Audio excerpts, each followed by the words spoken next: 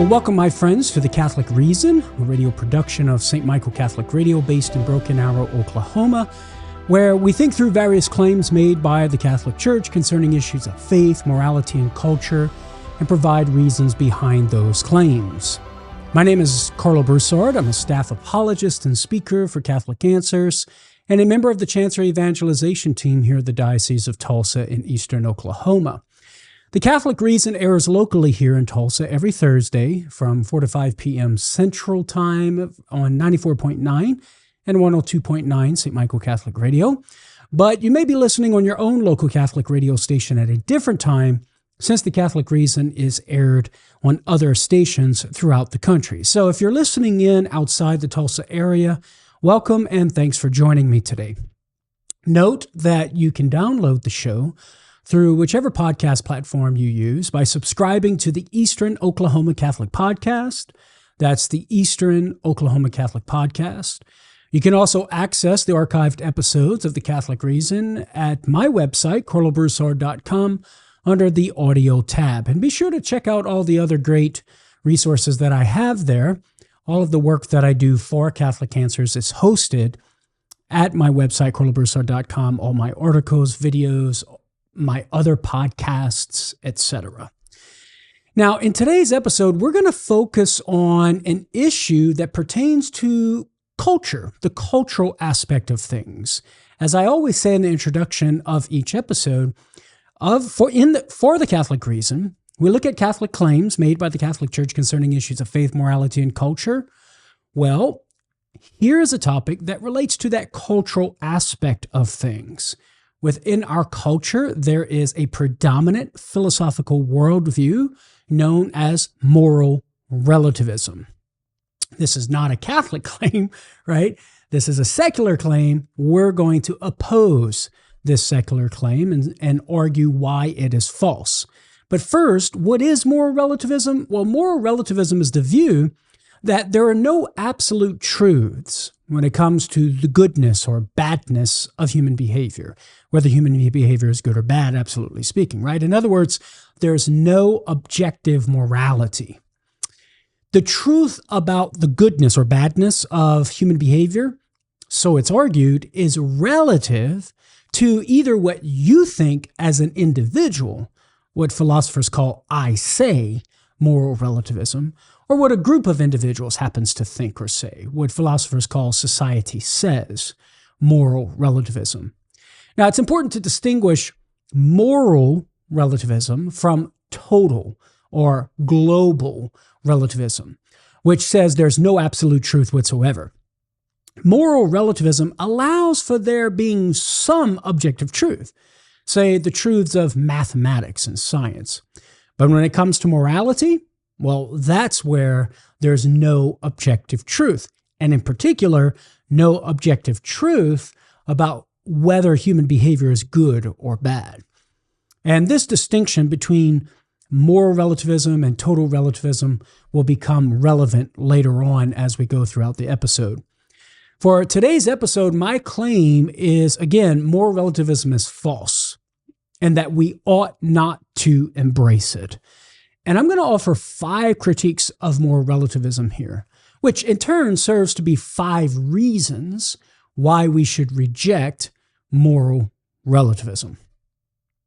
Now, one pitfall of moral relativism that hits close to home, it resonates with pretty much everyone of goodwill, which many have identified, and that is it excludes us from making any negative moral judgment about human behavior, whether it's the behavior of an individual or a culture or society.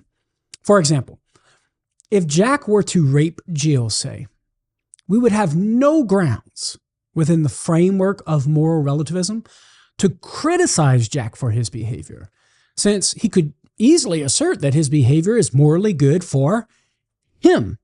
That would be following the logic of moral relativism. As moral relativists, all we could say is that what Jack did runs counter to our moral belief.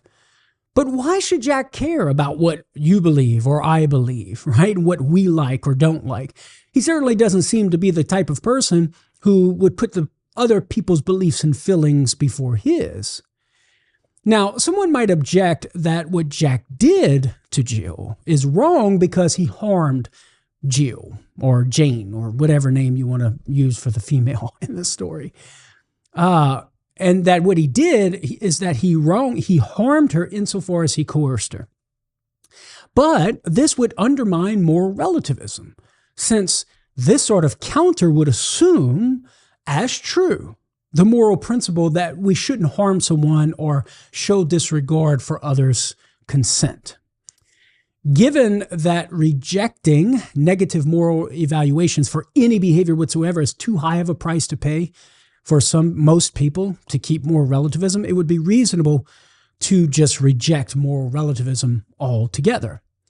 And you could employ and put in the place of this example of, say, sexual coercion of Jack over Jill or Jack over Jane, and just replace that with some other behavior that most people of goodwill intuitively recognize to be evil or wrong, say racism. You could just use racism as an example.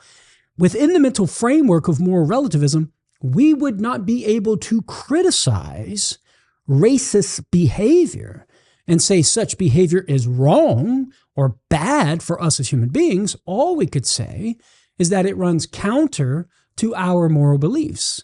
It is something that we do not like.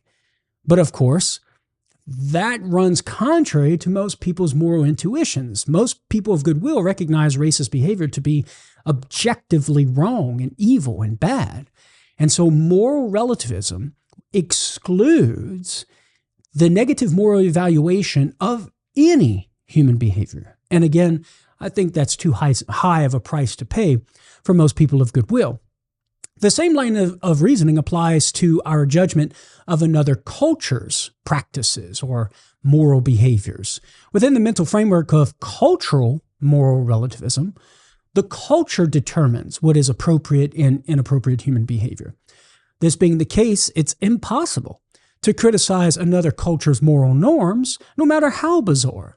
There would be no moral standard outside the culture's decrees against which we could measure a culture's practices. Consequently, no judgment could be made on a culture's practices. No moral judgment, that is, to be more specific. For example, according to moral relativism, we wouldn't be able to say the Holocaust was wrong, since it was considered by the majority of Germany to be justified.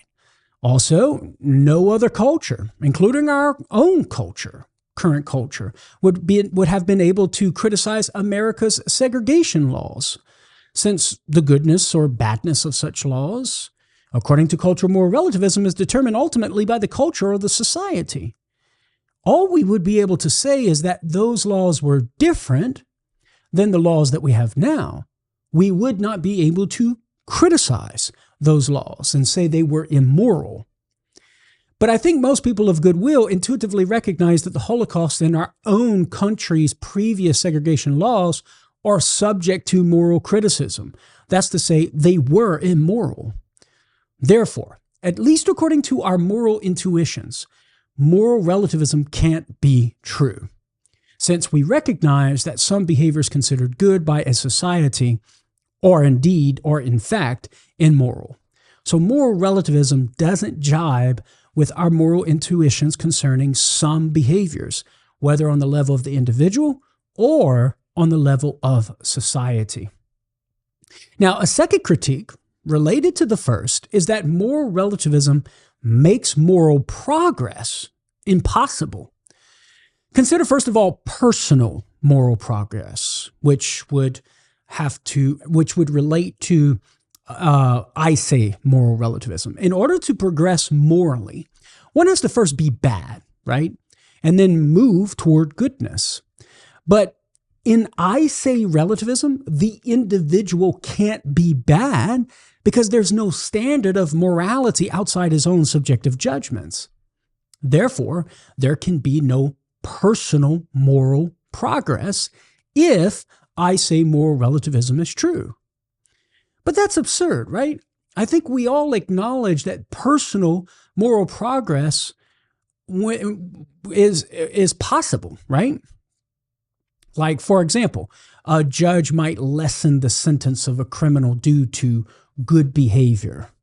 We recognize as a society even that that individual progressed morally. He once was doing bad things.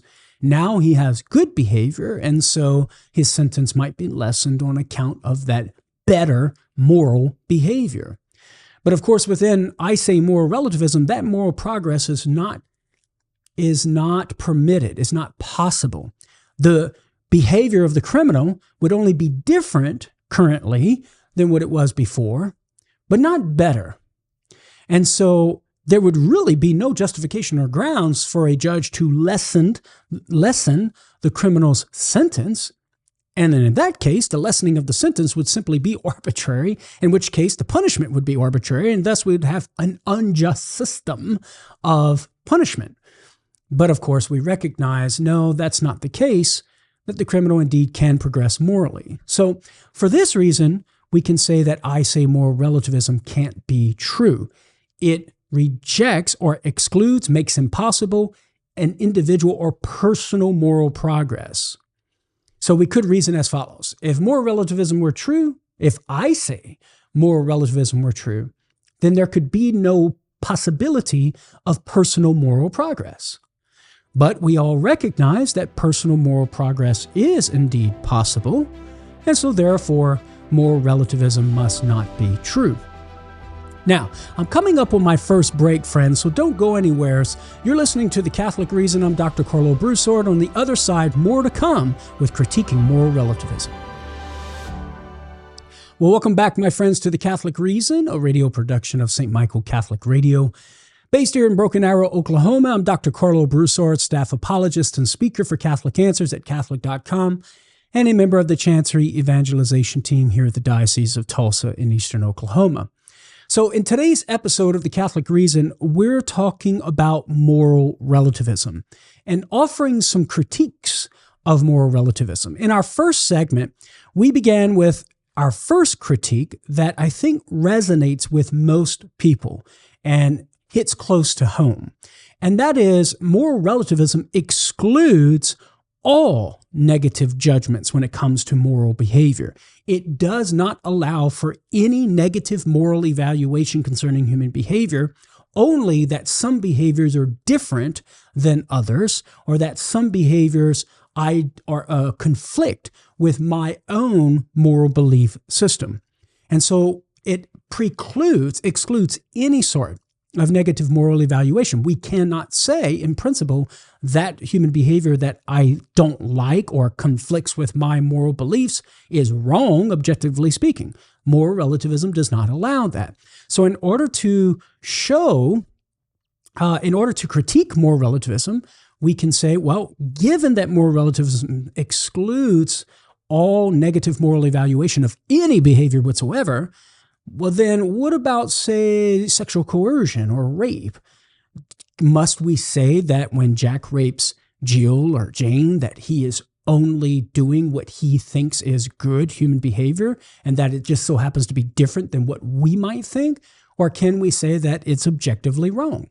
And I think most people of goodwill would recognize that it is objectively wrong and therefore reject moral relativism. Or we just bring in an example, say, racist behavior. Most people of goodwill recognize that's objectively evil, wrong, and bad human behavior. But if moral relativism were true, we wouldn't be able to criticize racist behavior. But that's absurd. And so that's one way in which we can critique moral relativism. And then before the break, I was beginning to offer a second critique of moral relativism, and that is moral relativism does not allow for any moral progress, whether we're talking about the individual or a group of individuals, whether we're talking about I say moral relativism or society says moral relativism. I say moral relativism excludes individual moral progress. Society says moral relativism is going to exclude moral progress for a society. We were looking at I say moral relativism and how I say moral relativism that states there is no objective moral truth independent of what the individual thinks, That philosophical worldview does not allow for, in principle, for any sort of thing such as moral progress. We could only say that a person's behavior currently is different than what it was before, but we could not say a person's behavior is good now and was bad then.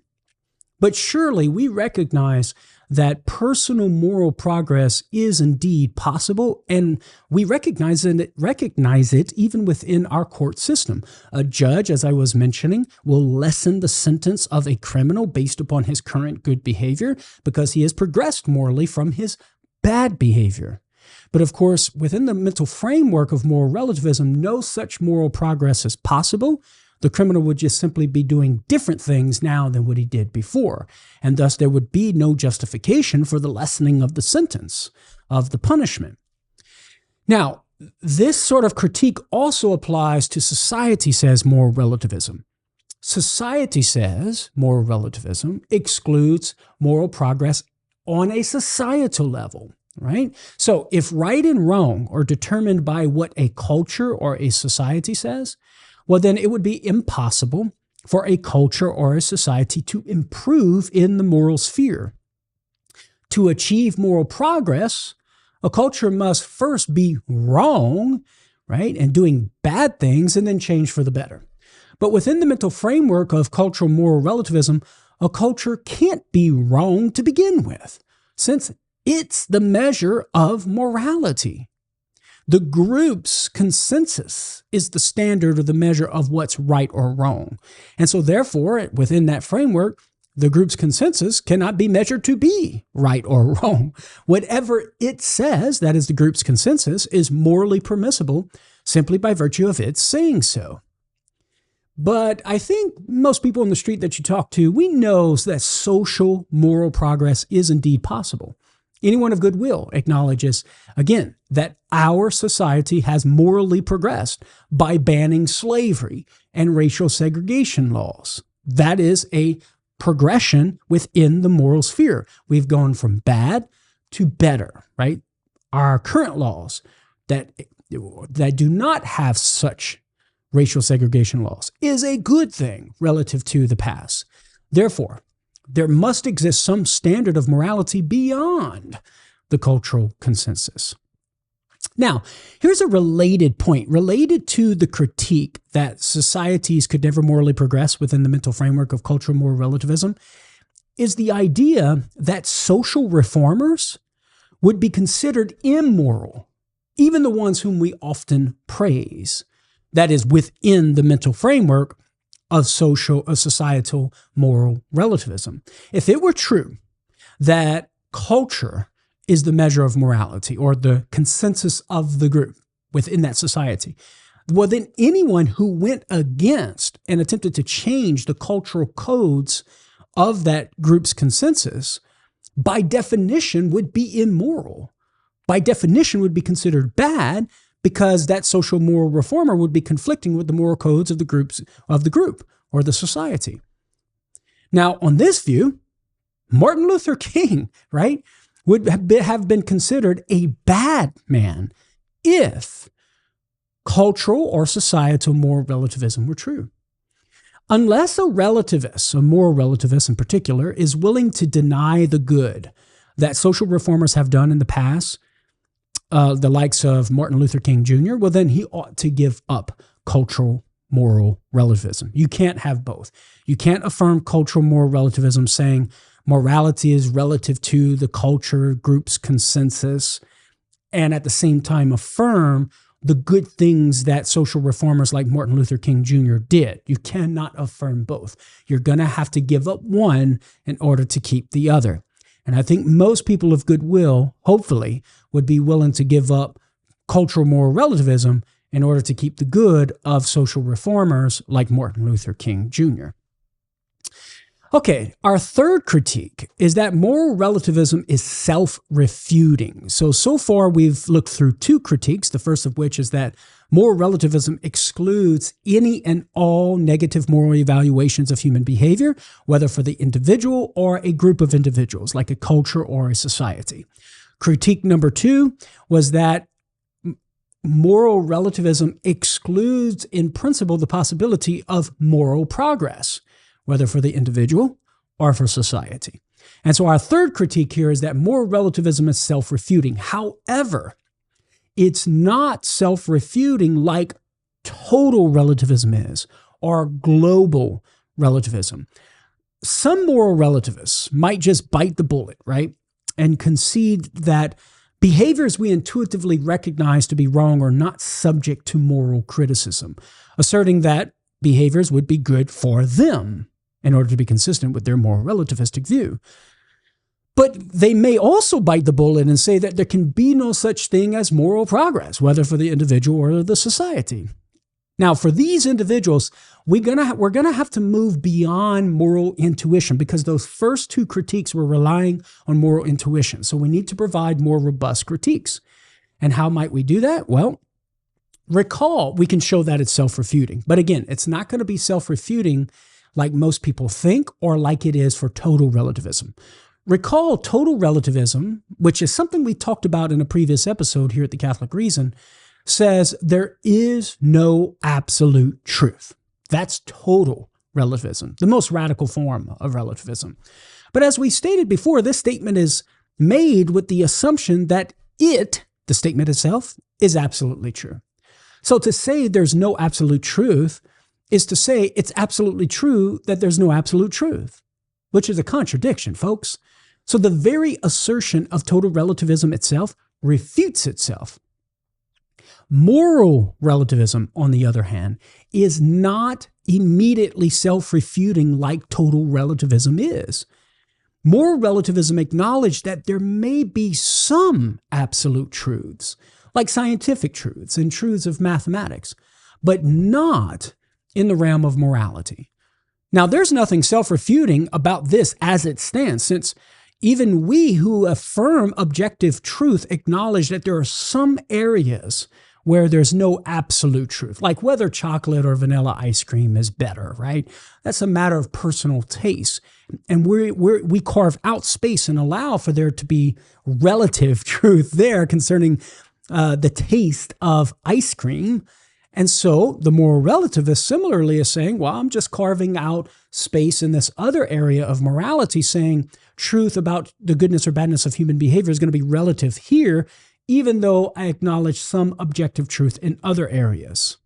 Now, although the content of moral relativism is not self-refuting like total relativism is, it does become self-refuting when the moral relativist affirms that we must live in accord with it. Consider that a moral relativist has to affirm one of two positions. Either A, we should live in a way that's consistent with the truth of moral relativism, or B, we shouldn't. The latter option doesn't seem like a good one for a moral relativist. If we don't have to live in a way that's consistent with the truth of moral relativism, well then, why even make the assertion? And moreover, if moral relativism is the way things really are, and we say that we don't have to live in harmony with it, well, we're in essence saying that we don't have to live in accord with what's real. But to not live in accord with reality is the essence of insanity, and I doubt that a moral relativist would want to encourage insanity. So what about the first position, that we got to live in a way that's consistent with moral relativism? Well, we're going to answer that and respond to that on the other side of the break. Stay tuned. You're listening to The Catholic Reason. Well, welcome back, my friends, to The Catholic Reason. In today's episode, we're looking at moral relativism and offering some philosophical critiques of this way of looking at reality. The view that says there are some objective truths, like when it comes to science and mathematics, but when it comes to the question of whether human behavior is absolutely good or bad, right or wrong, that's where truth becomes relative. The truth about the goodness or badness of human behavior is relative to either the individual's judgment or the judgment of a group of individuals, like a society or a culture. And so far in today's episode, we've offered a few critiques. First of all, just to review, we said that moral relativism excludes any and all negative moral evaluations of human behavior, whether for the individual or a society or a culture. Secondly, we said that moral relativism excludes, in principle, any sort of moral progress, whether for the individual or the society. And in our last segment, we started looking at how moral relativism is self-refuting. But as I was noting, it's not self-refuting right away like total or global relativism is. Remember, there is no absolute truth. Well, that assertion in and of itself presupposes that it's true, and therefore it's absolutely true that there's no absolute truth. Self-contradiction, right? Self-defeating right away. Moral relativism is not like that because it allows for some area of absolute truth, like in mathematics or science, but just saying in this particular area, the goodness or badness of human behavior, what we call morality, there's no objective truth. So in response, I began to say how actually moral relativism does entail a self-refutation. It is self-refuting or self-defeating when the moral relativist affirms that we must live in accord with it. And recall, before the break, I was saying, listen, a moral relativist is going to have to affirm either one of two positions. Either we ought to live in a way that's consistent with the truth of moral relativism or not. But the latter option is not going to work, right? He doesn't want to say we don't have to live in a way that's consistent with moral relativism, because if that were the case, well, then why even make the assertion in the first place? Why even try to convince us that moral relativism is true if you don't expect for us to live as if it is true, in accord with it? And moreover, if you think moral relativism is true and you're not going to expect me to live in accord with it, and you're saying, hey, yeah, fine, you don't need to live in accord with it, that's consistent with it, well, then you're saying it's okay for me to live in a way contrary to reality, and therefore affirming the essence of insanity, right? To not live in accord with reality is the essence of insanity, but I doubt most moral relativists would want to encourage that sort of human behavior. So what about the first position, that we must live in a way that's consistent with the truth of moral relativism? Well, this option doesn't fare any better for the moral relativists. If someone says that we ought to live in accord with the truth of moral relativism, well, then that person's asserting that there exists at least one absolute truth, namely, we ought to live in accord with the truth of moral relativism. But it's not possible that there be no absolute truths and at least one absolute truth at the same time in the same respect. That's a contradiction. So although the propositional content of moral relativism is not self-refuting, the affirmation that we must live in accord with moral relativism is.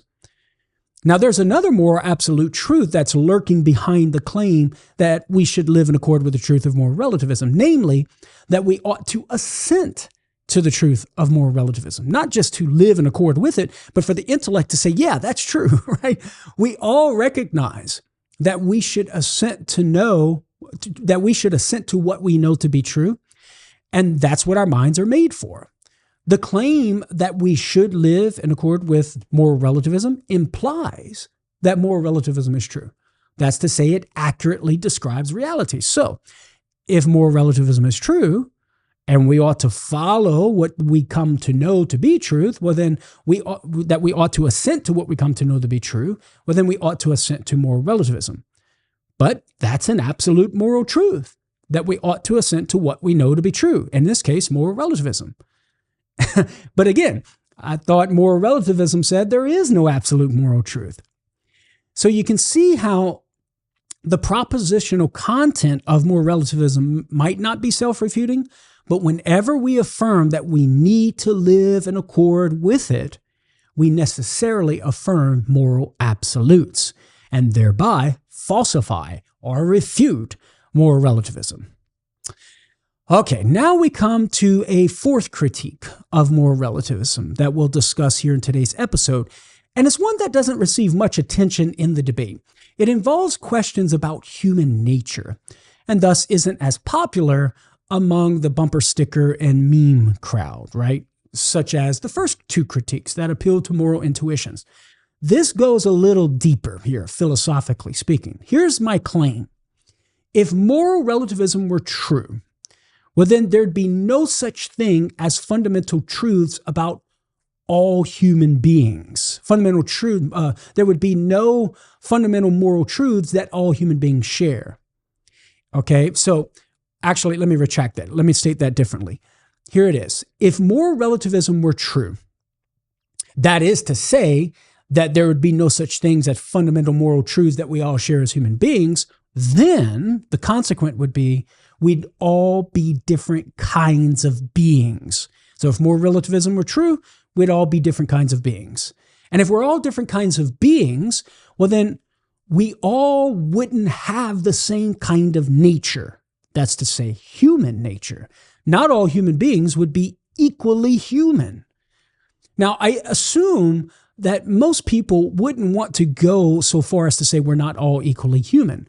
So let's see if we can make good on the claim that if moral relativism were true, well, then not all human beings would be beings of the same kind, namely humankind, of the humankind. So let's think through this. Morality involves using our reason to make free choices in a way that achieves that which is truly good for us and avoids that which is bad, right? That's what morality involves, using our reason to make free choices, to try to pursue those things that are truly good for us and avoid the things that are bad. As St. Thomas Aquinas writes, the first precept of law is that good is to be done and pursued and evil is to be avoided. That's the first fundamental moral precept. So the moral good is human behavior, acts that proceed from intellect and will, that facilitates the achievement of that which is truly good for us insofar as we are human beings. Moral evil, moral badness, right, is human behavior that willfully directs us away from that which is good for us. Now, moral relativism holds that there's no objective truth about what's morally good or bad. What's good or bad human behavior for one person, so it says, might not be good or bad for another. But given the definition of morality that I just articulated, what's good or bad behavior for a human person is dependent upon what's good or bad for a person simply, insofar as he or she is a human being. Therefore, to say that there's no objective truth about what's morally good or bad is to say, logically, that there's no objective truth about what's good or bad for us simply, insofar as we are a human being. Now, when we use the terms good and bad, we don't use them to refer to good and bad as such, just abstractly, generally speaking. Rather, we use them to refer to a good or bad so-and-so or such and such a thing, appealing to the nature or the essence of something and what's perfective of that nature or essence. So, for example, we say it's good for an oak tree to spread its branches out from its trunk, sink its roots deep into the ground, take in nutrients from the soil, perform photosynthesis, etc.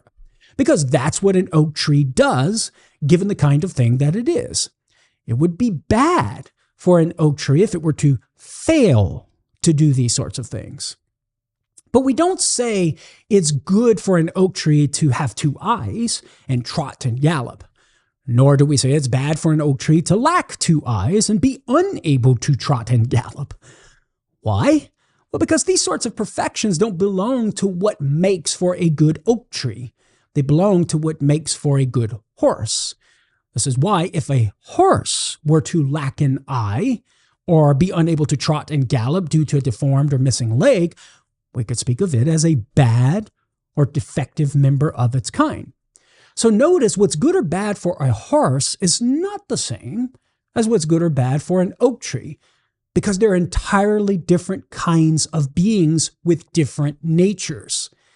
On this account, the concepts of good and bad are indeed relative, but relative to what a thing is. That's to say, a thing's nature or essence. Now, as we've just shown, moral relativism necessarily entails the claim that there's no objective truth about what's good or bad for us, so good and bad are merely relative to an individual or a group of individuals. But if that were true, well then that would entail that each of us, or the individuals of each group, is a different kind of being with a different nature. Because remember, good and bad are connected to natures in particular. So to say there's no absolute good or bad for us as human beings is necessarily to entail that we are all different kinds of beings with different natures. Recall, we explained already that what's good or bad for an oak tree is not the same as what's good or bad for a horse because they're different kinds of beings, beings with different natures or essences. This means that the concepts of good and bad are intelligible only relative to what a thing is by its nature. And so here's what follows. If we say that the concepts of good and bad are intelligible only relative to an individual human being or a group of individuals, well, then that means that means each individual or the individuals of each group has a different nature or essence, or is a different kind of being. And if that's true, well, then no individual or group of individuals is equally of the human kind. That's to say, we're not all human. So stay tuned, you're listening to The Catholic Reason. Well, welcome back, my friends, to The Catholic Reason. In today's episode, we've been looking at several critiques of what we call moral relativism, the philosophical view that there's no absolute truth when it comes to whether human behavior is good or bad, independent of what an individual or a group of individuals like a society or culture thinks. We've offered several critiques so far, and before our last break, we were right smack dab in the middle of offering the critique that moral relativism entails, logically speaking, that we are all different kinds of beings, that we are not all equally human beings. And as I was explaining before the break, recall the concepts of good and bad are relative to what an individual thing is given its nature or its essence. A good oak tree is not the same as a good horse. What's good for an oak tree is not the same as what's good for a horse. The goodness or the badness or relative, good and bad things are relative to the nature or the essences of the things. Now, once we have that in place and we understand that good and bad are concepts that become intelligible relative to what a thing is, and moral relativism comes in and says there is no absolute good or bad for us insofar as we are human beings and with regard to our human behavior, well, then it follows logically that there would be that each and every one of us as human beings would not be of the same kind. We would have different natures, because remember we said good or bad human behavior, moral good, moral badness, is dependent on what's good or bad for us as human beings, simply speaking. So to deny that there is an absolute objective moral good or moral bad is to logically say that there's no absolute good or bad for us insofar as we are human beings. And if there is no absolute good or bad insofar as what we are as human beings, well, that necessarily entails that we are different kinds of beings, not all having the same nature or essence. So again, if we say that the concepts of good or bad are intelligible only relative to an individual human being or a group of individuals, well, then that means each individual or each of the groups of individuals have a different nature or essence, or is a different kind of being. And if that's true, then no individual or group of individuals is equally of the human kind. That's to say we're not all human. Now, a more relativist might retort, but you too, Carlo, believe that some things are good or bad only relative to an individual. Surely you don't believe it's good for your dentist to study philosophy and theology for an entire workday as it's good for you as an apologist. Should we say that your dentists are different kinds of that you and your dentists are different kinds of beings? Well, in response, I would say, no, I shouldn't say this. And the reason is that the good considered in this counterexample or alleged counterexample is a good for me as an apologist and not for me insofar as I'm a human being. Similarly, the good considered for the dentist practicing dentistry and not spending his day studying philosophy and theology is good considered for him as a dentist and not for him insofar as he's a human being like me.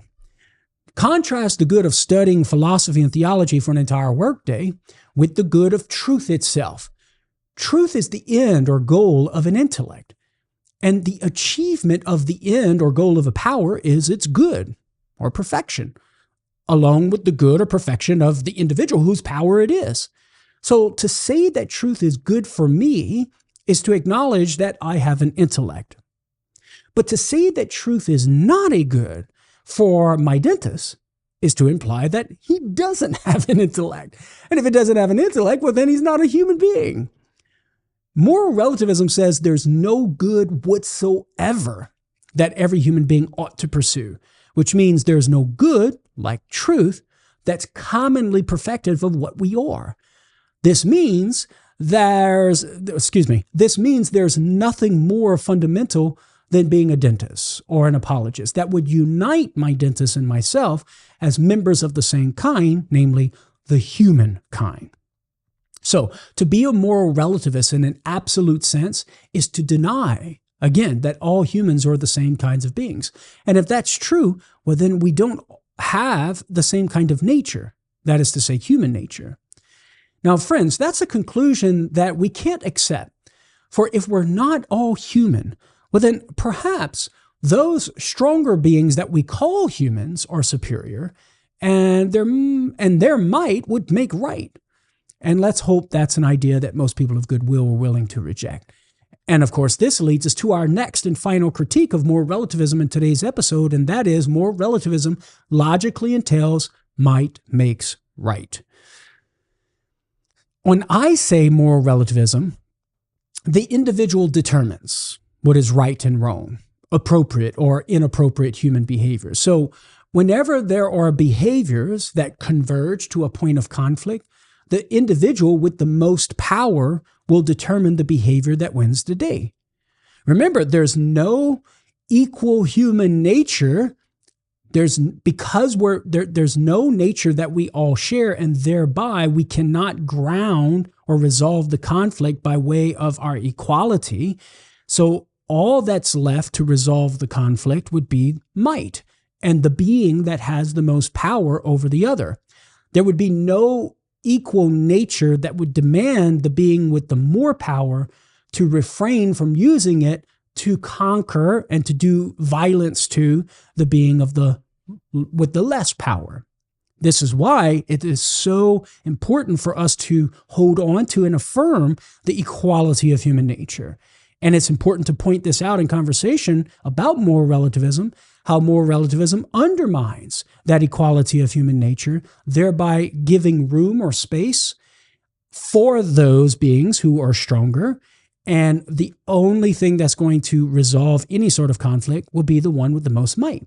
Now, the same line of reasoning applies to society, says moral relativism. Consider the fact that laws are made by those who have the most power, either the power of government or the power of the majority. If cultural relativism were true, well, then the one with the most power would always determine what's right and wrong. But friends, hopefully you can see this is a recipe for tyrannical forms of government, which most people of goodwill reject. There must exist, therefore, a standard of morality that exists beyond the most powerful human governments and cultures. And so that brings up the question, so where does that moral standard lie? It can't be the individual's judgments. This is subject to all the critiques that we've mentioned already in this episode concerning, I say, moral relativism. So if the individual's judgments are out of the question, well, maybe it's the society's judgments. Well, all of the critiques that we've offered in today's episode of cultural or societal moral relativism would apply there and give us reason to reject society's consensus concerning moral behavior as being the standard. So in short, I would argue, and we as classical theists and those who are beholden to the natural moral law, classical natural moral law, would say the standard lies in that which is common to all humans. And what is that which is common to all humans? That which we all have as human beings? It's human nature. It's our nature that determines what's good or bad for us. And therefore, it's our nature that's going to serve as the objective standard for determining what's appropriate or inappropriate, good or bad human behavior. Because remember what I said earlier, good or bad, moral or immoral, human behavior is determined by behavior that's consistent or not consistent with what's good for us or bad for us, or insofar as we're human beings. So Our human nature is that which is going to serve as the objective standard for what's good and bad, and therefore for what's morally good or morally bad. Again, when discerning appropriate human behavior, we have to ask, what is good for man? And such a question is necessary because morality has to do with doing good and avoiding evil. And to figure out what's good or bad for us as human beings, we have to look to our common human nature. Human nature is inherently directed to certain ends or goals like self-preservation, knowledge of the truth, propagation, education of our human species, social existence. So the achievement of which constitutes our human flourishing and thus the human good, right? Human nature is inherently directed to certain ends or goals, the achievement of which constitutes our flourishing and good. Therefore, morally appropriate human behavior that's consistent with what's good for us as human beings, is behavior that facilitates the achievement of these ends that nature directs us to. Again, self-preservation, knowledge of the truth, propagation, education of the species, social existence. It's human nature, therefore, that serves as the standard for which objective moral precepts are derived. This is why this moral code is called the natural moral law. It's a moral law that flows from our nature insofar as we're human beings.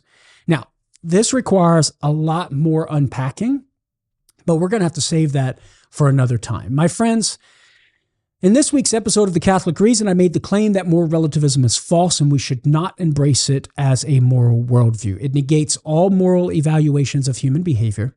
It makes moral progress unintelligible, whether for the individual or society. It becomes self-refuting when people are expected to embrace it and live by it. It logically entails that we're not all the same kind of beings as human beings, that we all have different essences or natures. And it logically leads to might makes right, which contradicts most people's moral intuitions. We recognize that that's not something that we want. And so there you have 5 critiques of the philosophical worldview of moral relativism, and hopefully good reasons, I would argue, to reject moral relativism.